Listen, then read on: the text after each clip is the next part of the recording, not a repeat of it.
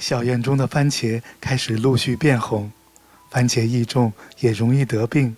在挂果期间，最容易发病的就是番茄的祈福病。番茄祈福病又叫烂头病，祈福病也分好几种，有的是因为真菌感染，而大多数我认为还是一种生理性的失衡造成的。经过多年的观察下来，我发现番茄祈福病可能主要出于这2个方面的原因。第一个原因就是当年如果天气闷热多雨，番茄就很容易大面积的染病，几乎每株都会有烂果，但这种情况并不常见。这种由真菌引起的腐败病就要及时剪掉所有的病果，并远离销毁，不要把病果扔在地里，以免引起连环感染。如果有个别的植株发生烂头的现象，就很有可能是因为光照通风不足、枝叶过多和浇水不当所造成的。尤其是那些种在光照不足地方的番茄，剪叶就显得尤其重要，一定要尽可能的去掉侧芽，不然叶子会越长越多。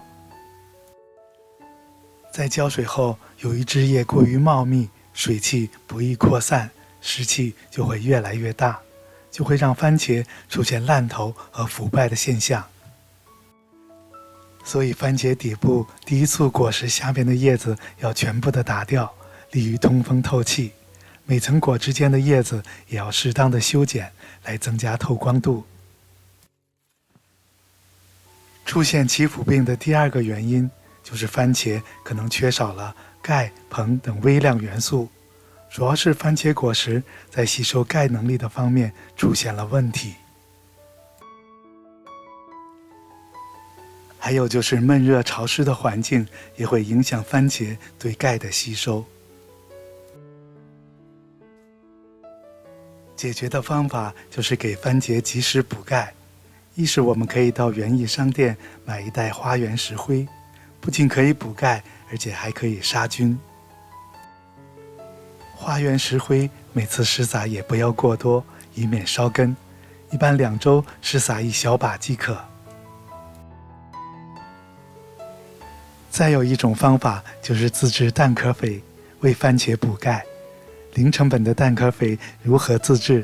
大家可以参考视频下方的链接。番茄结果后的1个月是吸收钙的黄金时期，为了让果实尽快的补充钙肥，这时候最好的补钙方法就是喷洒叶面肥，让叶面和果实直接吸收。